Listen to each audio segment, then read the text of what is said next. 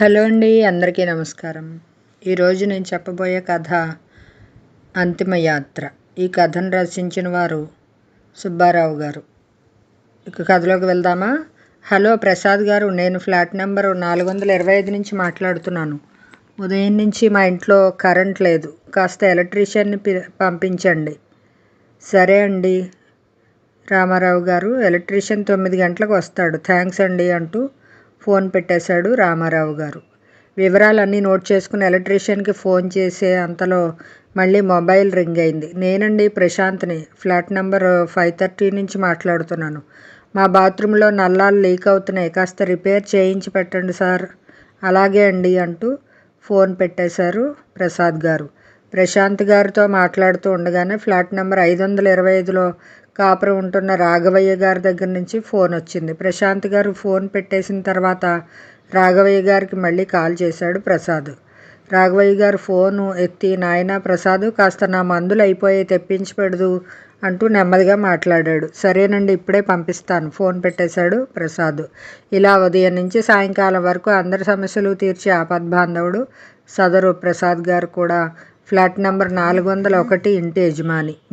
May I help you అనే సంస్థకి యజమాని కూడా. సుమారు 100 ఫ్లాట్లు ఉన్న ప్రగతి నగర్లోని ఆ రామచంద్ర రెసిడెన్సీ అపార్ట్మెంట్లో ఏ సహాయం కావాలన్నా చేస్తూ, అందరి సమస్యలు తీరుస్తూ, సర్వీస్ ఛార్జెస్ అదనంగా చేసుకొని తను బ్రతుకుతూ 10 మందికి బ్రతకడానికి అవకాశం కల్పిస్తూ ఒంటరిగా జీవితం సాగిస్తున్నాడు ప్రసాద్. నల్లకోట వేసుకుని కోర్టు మెట్లు ఎక్కుదాం అనుకున్న ప్రసాద్ గోదావరి జిల్లాల నుంచి ఈ మహానగరానికి వచ్చి కనీసం చెట్టు కింద ప్లేడర్ అయినా అవుదాం అనుకున్న ఎవరూ పలకరించే నాదుడు లేక ఉన్న ఊరిలోనే ఎకరం భూమి అమ్మేసి ఈ రామచంద్ర రెసిడెన్సీ ఫ్లాట్లో కొనుక్కుని ఏదో అలా జీవితం సాగిస్తున్నాడు. ఆ ఫ్లాట్ ఓనర్లు అందరికీ తలలో నాలుకలా ఉండే అపార్ట్మెంట్లో ఉండే వారి రోజువారీ సమస్యలు, పెళ్ళిళ్ళ కళ్యాణ మండపాల దగ్గర నుంచి క్యాటరింగ్ వరకు, పురోహితుడి దగ్గర నుంచి ఫోటోగ్రాఫర్ల వరకు అన్నీ బుక్ చేసి ఎవరికీ ఇబ్బందులు లేకుండా దగ్గరుండి చూసుకుంటాడు. ఎవరైనా చనిపోతే దగ్గరుండి అన్ని పనులు చేస్తాడు. ఒక చావుకు తప్ప మిగిలిన అన్నిటి వాటికి కూడా సర్వీస్ ఛార్జెస్ వసూలు చేస్తాడులేండి. అత్యవసర సమయంలో ఆపద్బాంధవుడిలా ఆదుకుంటాడు. ఇలా ఫ్లాట్ ఓనర్లందరికీ వరప్రసాద్ అయ్యాడు. ఇన్నాళ్ళు అందరి సమస్యలు తీరుస్తున్న ప్రసాద్కి ఒక ముఖ్య సమస్య ఎదురైంది. ఫ్లాట్ నెంబర్ 426లో ఉంటున్న రాఘవయ్య గారు సడన్గా హార్ట్అటాక్తో చనిపోయారు. ఇప్పుడు అసలు సమస్య మొదలైంది. రాఘవయ్య గారు పిల్లలు అమెరికాలో సెటిల్ అయిపోయారు. రాఘవయ్య గారు ప్రసాద్ మంచి స్నేహితులు. ఏం సహాయం కావాలన్నా రాఘవయ్య గారు ప్రసాద్ గారికి ఫోన్ చేసి అడుగుతూ ఉంటారు. ఎంత అర్ధరాత్రి అయినా ప్రసాద్ గారు మందులు అవి తెచ్చిస్తూ ఉంటారు. ప్రసాద్ గారికి రాఘవయ్య గారు అంటే అభిమానం. బాబాయ్ గారు అంటూ పిలుస్తాడు. వాళ్ళు మంచి చెడులన్నీ సుమారుగా 10 సంవత్సరాల నుంచి, అంటే రాఘవయ్య గారు పదవీ విరమణ చేసిన దగ్గర నుంచి ప్రసాద్ చూస్తూ ఉంటాడు. ఇంట్లో మనిషిలా ఉంటాడు. హాస్పిటల్కి తీసుకువెళ్ళడం దగ్గర నుంచి మార్కెట్ పనులు అన్నీ ప్రసాద్ చూస్తూ ఉంటాడు. అమెరికాలో ఉన్న పిల్లలు కూడా తమ తల్లిదండ్రుల క్షేమం గురించి ఎక్కువగా ప్రసాద్ గారికి ఫోన్ చేస్తూ ఉంటారు. ఎందుకంటే రాఘవయ్య గారికి భార్యకి ఇద్దరికీ చెముడు. పాపం పిల్లలతో మాట్లాడాలంటే కష్టం. వాట్సాప్ మెసేజ్ల మీద ఆధారపడ్డారు. నిన్ననే కదా హాస్పిటల్కి వెళ్ళి వచ్చాము, బాగానే ఉన్నాడు కదా అనుకుంటూ రాఘవయ్య గారి ఫ్లాట్లోకి వెళ్తాడు ప్రసాద్. అక్కడ రాఘవయ్య గారి భార్య ఒక్కతే ఏడుస్తూ కూర్చుంది. అపార్ట్మెంట్లలో ఎవరూ ముందుకు రారు, అందరికీ తెలిసిన విషయమే కదా. రాఘవయ్య గారి పిల్లలకే ఏ విషయం ఫోన్ చేసి తెలియజేశాడు ప్రసాద్ గారు.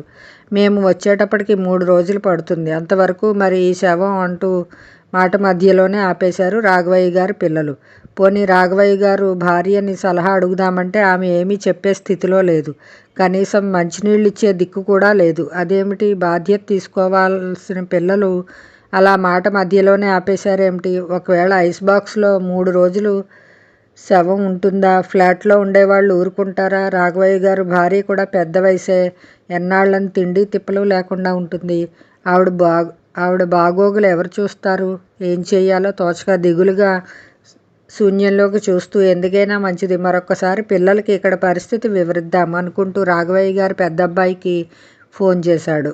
అబ్బాయి చెప్పిన సమాధానం విని ఆశ్చర్యపోయాడు ప్రసాద్. చూడండి ప్రసాద్ గారు, మాకు ఇండియాలో ఎవరు బంధువులు లేరు. బంధువులు ఉన్నా చాలా దూరంలో ఉన్నారు. మీరు ఒక్కరే మాకు దిక్కు. మీరు ఏ నిర్ణయం తీసుకున్నా మాకు ఏమీ అభ్యంతరం లేదు. గబగబా 4 మాటలు చెప్పి ఫోన్ పెట్టేశాడు రాఘవయ్య గారు పెద్దబ్బాయి. నిజమే, ఎవరిని తప్పు పట్టడానికి లేదు. ఎక్కడో విదేశాల్లో ఉన్నవాళ్ళు అర్జెంటుగా రావాలంటే ఎలా వస్తారు? అంతా అయోమయంగా ఉంది. వాళ్ళ పరిస్థితిని బట్టి అబ్బాయి అలా మాట్లాడి ఉండొచ్చు. ఇంతలో అపార్ట్మెంట్లోని ఫ్లాట్ ఓనర్లు నలుగురు కలిసి వచ్చి ప్రసాద్ గారిని పక్కకు పిలిచి అంత్యక్రియలు ఎప్పుడు అనుకుంటున్నారు అంటూ ప్రశ్నించారు.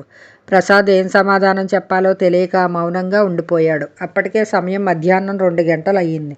రాఘవయ్య గారి భార్య వచ్చి పచ్చి మంచినీళ్ళు కూడా ముట్టుకోలేదు. అలా ఉదయం నుంచి ఏడుస్తూనే ఉంది. ఇలా ఏడిస్తే ఆమె ఆరోగ్యం ఎలా ఉంటుందో, ఇప్పుడు ఏం చేయాలి? ఇలా ఆలోచించుకుంటూ కూర్చున్నాడు ప్రసాద్. రాఘవయ్య గారి భార్య తల పైకెత్తి ఒకసారి గడియారం కేసి చూసి మళ్ళీ ప్రసాద్ వైపు తిరిగి రెండు చేతులు ఎత్తిపెట్టి నమస్కారం చేసింది. ప్రసాద్కి పరిస్థితి అర్థమైపోయింది. చేయవలసిన ఏర్పాట్లు చకచకా వాచ్మ్యాన్ సహాయం తీసుకుని ప్రారంభించాడు. మనుషులు ఎక్కడికి కదలక్కర్లేదు. అన్నీ ఫోన్ల మీదే కదా. అంతిమయాత్రకి అన్నీ రెడీగా ఉన్నాయి. ఇక ప్రారంభించడమే తరువాయి.